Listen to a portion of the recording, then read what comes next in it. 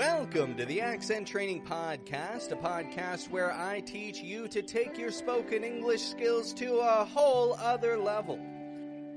My name is Pat. I'm from Canada, from Toronto, living down in Mexico, and today I've got a real treat for you folks.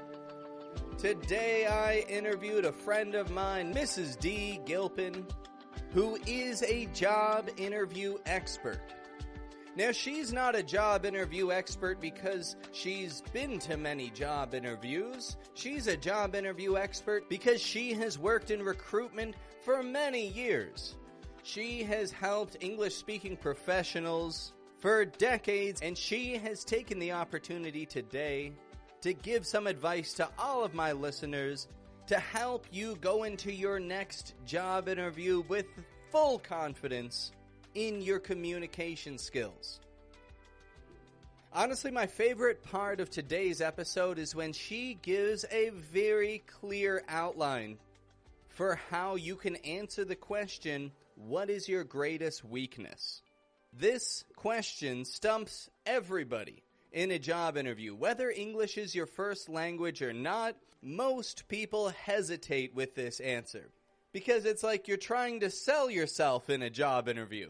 But then they ask you a question which makes you consider your faults and where you may be lacking. So make sure that you listen all the way through for a sound understanding of how you can prepare yourself for a job interview.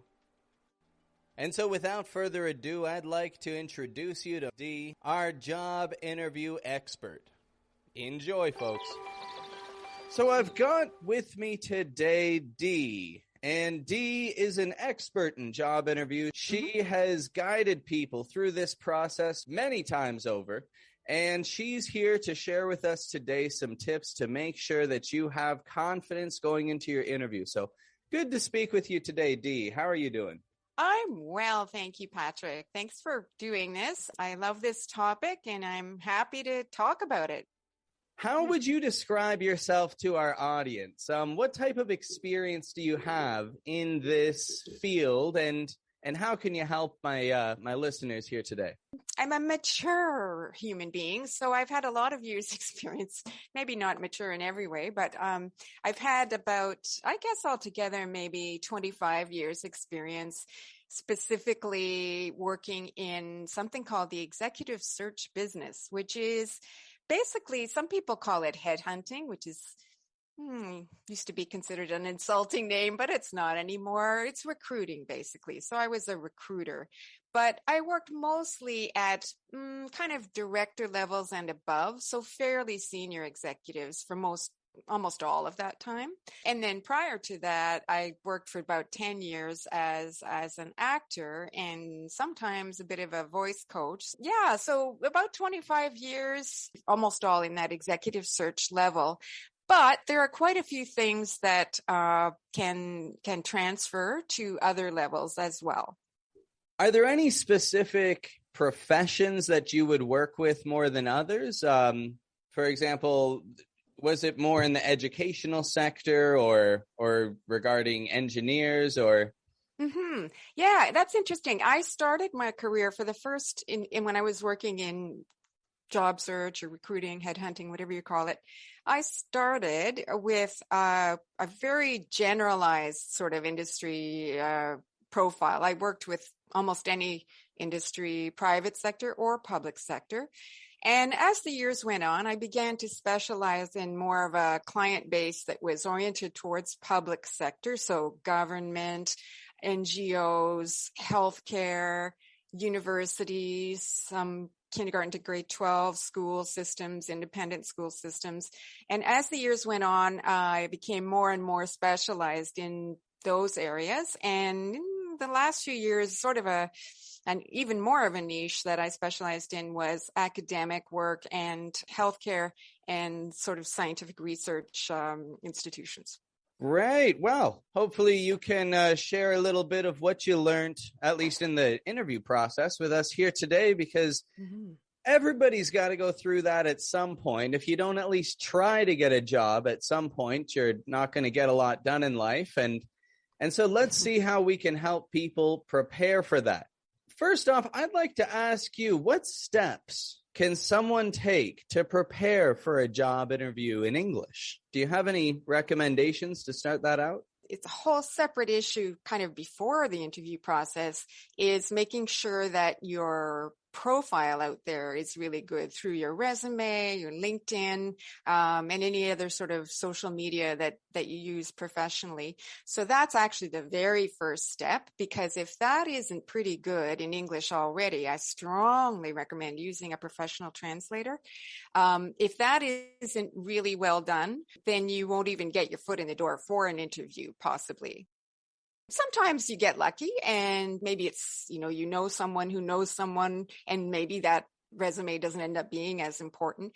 But usually it's fairly important as a preliminary step. And then to prepare for the job interview in English, assuming that we're talking about people whose native language is not English, it's practice, practice, practice. Anyone you can practice with, whether it's a platform online that you might have to pay for.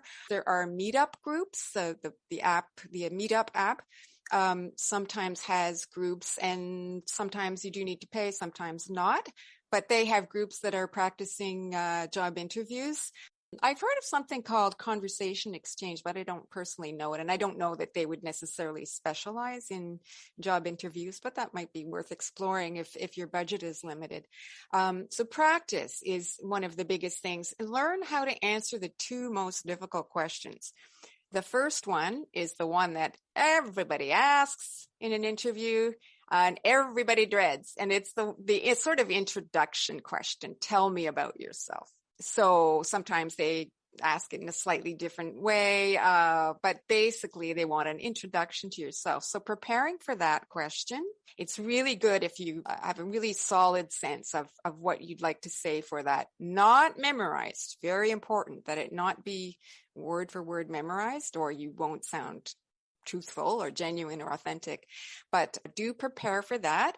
The other question is about weaknesses. It's usually asked in an interview if there's time. Again, they may not actually use the word weaknesses. They might say something like, so if you had to take a course or get a coach for something, what area would it be in? Or they might say, what would you like to develop further in terms of your skills and your management abilities? Or maybe it's not a management position, but the idea of what would you like to develop further. But they want to know if you are aware of the areas in which you're not as good and that you need to work on, perhaps.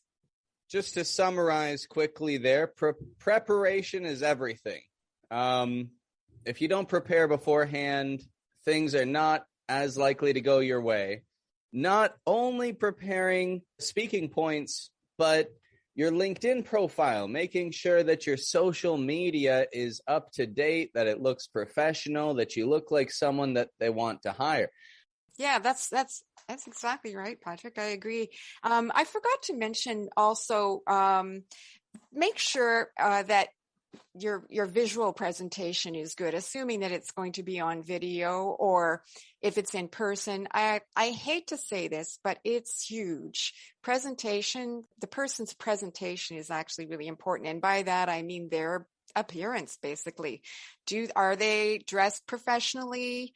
Basically, that's pretty much it for the in-person type. But for a video type of interview, or maybe sometimes you're self-employed and it's more a client meeting where you're pitching yourself. For a video, you need to make sure that you have really good lighting in front of you, must be in front of you, whether it's a ring light or a window is wonderful. If you can be sitting in front of a window, that's one thing. The second thing is make sure that your camera is as close as possible to your eye level, so that when you're speaking with the interviewer, you can make an actual sort of almost eye contact.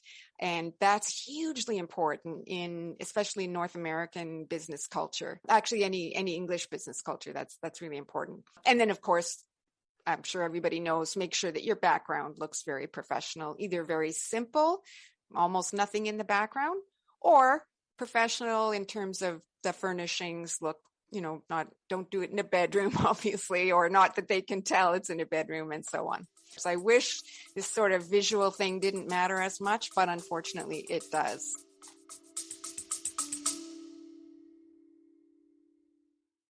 Folks, this is just a quick message to remind you to subscribe to the Accent Training Podcast. If you haven't already, you don't want to miss a second of this accent training experience.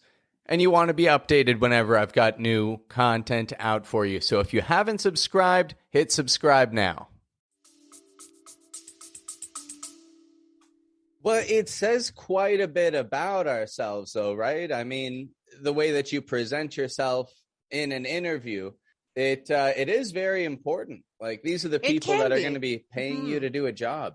Yeah, that's right. And it depends on the job, how important that will end up being once you're in the job. Not every job involves looking great, but certainly in the interview itself, you want them sort of, even if it's unconscious, you want them to have a first impression of you as kind of a, together professional person who knows how to look professional, basically, how to look serious about their job. Keep that in mind, folks. It's not only about what you say, but it's also about how you present yourself. I'd recommend getting a haircut. I mean, get a haircut. That's a good idea. Mm-hmm. Even a couple days before the interview, get a haircut. And something that I learned before is don't shower immediately. If you have an interview, over the computer, don't shower immediately before it, because it makes you look like you're really sweaty in the camera. That's a good point. Yeah, I never thought of that. Oh. Yeah. I had actually, it was a commercial for Cambly, the online service that I was making with some English speaking influencer, English influencing teacher type person online. And yeah, I had a shower right before it. And so for the thing, like, I watched the ad afterwards, and I just look like a really sweaty person. Like, it looks terrible. So. Oh, that's funny, Patrick. Yeah. So you learned that through experience. Yeah, exactly. I learned that my background didn't look nice. There were so many things that I could have done better, but that's it. You live and learn. Yeah. So far though, I like the tips that you're giving, and let's just jump to that question of how can we approach that question of what are your greatest weaknesses? Because you did mention, I like what you mentioned there. It's just about what would you like to improve in? They may ask this question differently. Like, if you were to take a course, what would you like it to be, or something like that? How would you like to see improvement? Yeah. And so is there kind of a structure that we can use to approach this question without memorizing a script? Because you've also said that's a terrible sin. We shouldn't memorize. Yeah, if it sounds memorized, certainly. It's okay to have points, especially if you're on video, but just make sure you're not looking at them too often, because the eye contact and the eye line, as we say, is so important. People who are not native English speakers have a beautiful gift when it comes to this question, because there is an answer which is true. It's not overly serious for the interviewer. It won't scare the interviewer at all. And it's straightforward. It's something that the interviewer really would already know. And that is the answer: I need to work on my English. You see, because it is something that is important for any job, obviously, that involves an English interview. And it's true, because if you're an English language learner, you always need to work on your English. In fact, some native English speakers should work on their English. You kind of have a built-in wonderful answer to that question. And it's not a scary thing for most jobs. The interviewer will not be too put off by that, unless it's a super communication-oriented kind of a job. Usually, if they're already advertising and they're looking at you as a non-native English speaker, chances are they're open to that idea. It's not going to scare them off, usually. And if it does, if it is a concern for them, well, that tells you that maybe it's not the best job for you yet. You still do need to improve your English a bit more. But usually it's a really good answer. It shows self-awareness as well. It shows that you know that about yourself. They know, the interviewer knows that you know that your English isn't as good as it could be, whichever level you're at. So they don't have to wonder, does she know that Her English needs a bit more work. I wonder if she even knows that. You know, you're kind of putting them at ease in that sense, letting them know that you know you need to work on it. It's not a deep flaw. It's relatively simple to fix. It's not like, you know, you're too difficult with your employees or something. Not that you would ever say it that way with your team, if you're too hard on your team, or if you're sometimes obsessive about detail. It's not a really serious weakness or personality thing. It's something that you can work on. And you can say, as you're wrapping up your answer, and I am working on this because I know I need to work on it. I think the better my English is, the better a job I can do with any organization. And you can say, I am working on this through X, Y, and Z. So, you know, if you're involved in a conversation platform like Cambly, or I think, you know, some of the other ones, the famous ones, I don't know them all. Or if you're working on it on your own, that's also fine. You can say that. You can say, I put aside, you know, 1 hour a week to study English. Whatever you are doing to work on your English, you can kind of wrap up that answer on a positive note by saying that, you know, you need work. Talk about why you know you need to work more on your English, and then finish that answer with, here's what I'm doing to improve my English. In my experience, the weaknesses question usually comes a bit later in the interview, and often the interviewer might be running out of time. So usually they won't have time to ask for more weaknesses, maybe the slight majority of the time, but sometimes they will. So you should be prepared with a second weakness, so-called weakness, in case they say, okay, that's interesting. Thank you. That's a good point. Glad you're working on that. Tell me about another one that's, you know, more specific to your job or whatever. So you should have a second one prepared. And same principle, though, in terms of the way you frame it. Frame it in a way that you know you're aware of it, you've been learning about it, you've been working on it. So end on that positive note. Here's how I'm working on it. That's like, whoa, a way better answer than I've ever given any student when they've asked me that question. I've had many people ask me that question, and I just come up with, you know, well, here's how I would answer that. And then we just make a couple practice things. But really, why overcomplicate it? You know, why make everything so specific? Just, hey, give a general one. Show I'm aware of right now, the skill that I'm using right now is not perfect and I can improve it. Just exactly. Right. Yeah. And then, like you said, quickly say, here are the steps that I'm taking to make that happen. And then have handy a more professional specific skill that is also going to show that, you know, you're aware of what you're lacking professionally. But that's a nice freebie like that, you know, using that right there. It's a nice, easy answer. Literally everybody listening right now can use that. Absolutely. You're very, in a way, you're fortunate because it's a perfect answer if you only need to provide one thing. Yeah, absolutely. You're kind of taking that disadvantage and well, using it to your advantage. One other little thing I should say, Patrick, if your English isn't too strong, say if you're intermediate level, unless you're advanced, and even if you're advanced, run your answer by practice it with someone who does have strong English. Because, for example, recently I was working with somebody and she was practicing for this question.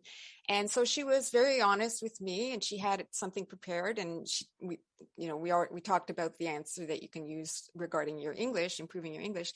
But then beyond that, she said, well, sometimes I'm abrasive with people. And although I knew what she meant, I thought, ooh, don't say the word abrasive. Sometimes certain words that you've learned in school or in your official English studies, they will have a sort of an almost emotional tone to a native English speaker. So, for example, this word abrasive is really, really negative. So if an interviewer hears that word, they might get more worried about it than they need to be. Maybe what you're saying is, I expect a lot from my team or my colleagues. So sometimes I think maybe I push a little bit too much for the kind of high standard that I'm looking for. Something like that. Find a way to frame it in a more neutral way. Still being honest, you know, it's still a problem, but be very careful about the adjectives that you use. Don't get too fancy when you're trying to describe it. Use fairly simple language unless you're certain that the fancier language and adjectives and so on that you're using, you know, will be okay for a native English person. If they try to overcomplicate it as well, trying to use, you know, words that they've learned in school or just a word that they came across that they really liked, they just may not have the confidence with it that they would have if they were to just describe it using more basic vocabulary. And yes. Mm-hmm. And this is all about having crystal clear communication. And if there's a lack of confidence, plus you're using a word that sounds kind of negative, paints you in a negative light, it's not going to be good for it can't help your results at the very least. It may not always hurt your results, but it definitely isn't going to help them. I like that. That's very good. So keep it simple. Don't memorize a script. Just think of the basic vocabulary that's going to help you answer each question. But that's all the preparation it's going to take. And so I see that we're running a little short on time because we're using Zoom and I haven't bought a membership on Zoom, but I've got a question for you here. So I have a question about nutrition because you see, I love cooking and oh yeah, that's a hobby that I absolutely adore. And I always like just throwing in tiny little nutritional tips about smoothies or cucumber water, stuff like that to my listeners. Interesting. Yeah. Do you have any advice regarding the breakfast that somebody should have on the day of an interview? Is there anything that you think is going to help, you know, maybe wake up and feel good going into it? Any thoughts on nutrition? I love this question, Patrick. It's brilliant. It's quite unexpected for me. I've never thought about this, but okay. Just off the top of my head, spontaneously, my thoughts would be, don't have too much coffee so that you won't be even more nervous than is natural for an interview. Maybe don't eat anything that would make you your stomach act up a bit. You don't want to be burping or something. You want to be comfortable. So maybe don't overfill yourself volume wise. Certainly, I guess the usual things about maybe not too much sugar so that you don't have a sort of a sugar high and then a crash. High protein would be good. And make sure you have water beside you when you're doing your interview so that because often our throat gets dry when we're a bit nervous. Another thing it makes me think of is after the interview, try to be really nice to yourself. And that could include nutrition because interviews are tough. They're scary. They're for everybody. Maybe not scary, but they require a lot of emotional energy, and good on you for preparing for that interview, preparing your resume, and then getting the interview and doing it. And you almost never feel like it was a perfect interview. You might feel that it didn't go very well. That's not uncommon. So you need to be really nice to yourself after. Do something that really makes you feel good, something self-care. And that could include food. Maybe you'd have something that you really, really enjoy afterwards. A limited amount even of a treat, maybe a nice dessert after, or something that you enjoy and it makes you feel good after. Kind of treat yourself in a few different ways, and maybe that's one of the ways is through food. I've never even thought of that, Patrick, but yeah, that's an interesting link there between food and, in this case, interviews, difficult sorts of performance anxiety situations. Yeah.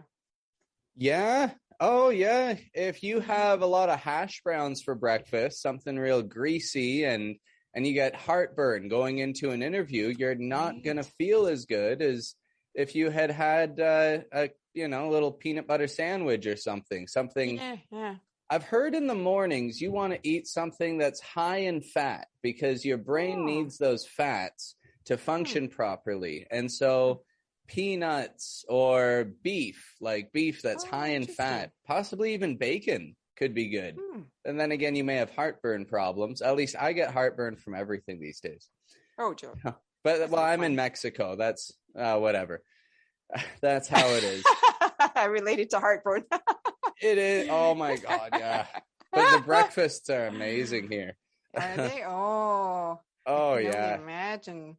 That's a Well, good point, though, Patrick. If your interview is in the morning, and of course, if it's later in the day, similar principles. Make sure that a few hours before that, you do get some good calories, but maybe not too much sugar. And be careful of the coffee. That's probably a big one. Careful about coffee. Be drinking water through the day so that your throat's in a good condition to be speaking for a while.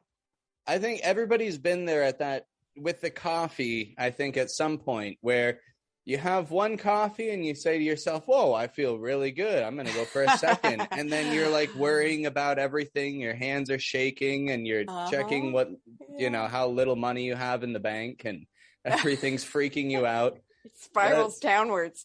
Yeah, real quickly with that second coffee or sometimes third coffee. But well, this pretty well brings us to wrapping things up for today. Do you have any final pieces of advice to wrap things up with that you'd like to share our listeners here? My biggest piece of advice is be kind to yourself about this because, and make your expectations realistic. It's really common to have to do many interviews before you get the job. That's the usual kind of scenario. And every interview you do, even if it didn't go very well, you learn things that you can apply next time. And if you stay in touch with the person who interviewed you, they might very well bring you back another time when they have a different position open. Only one person can be the successful candidate. And of course, there's usually many, many candidates. So don't feel badly if you're not that one person out of however many. There will be one that you'll get. And so be kind to yourself, expect it, be realistic, and be really good to yourself after the interview, especially. Thank you very much. I hope that people who are listening to this right now go into their next interview with confidence. If you don't get it this time, don't worry. You will have another opportunity. Don't burn those bridges. Just, don't storm out of the interview just because you feel that it went poorly. Yeah. Keep a smile on, shake everyone's hand, and keep in good contact to call them back later. Yeah. Well, thank you very much for your time today, Miss D. Thank you, Patrick. That was really interesting, and boy, you're an excellent interviewer. I mean Thank you very much. I'm not just saying it because it's a podcast.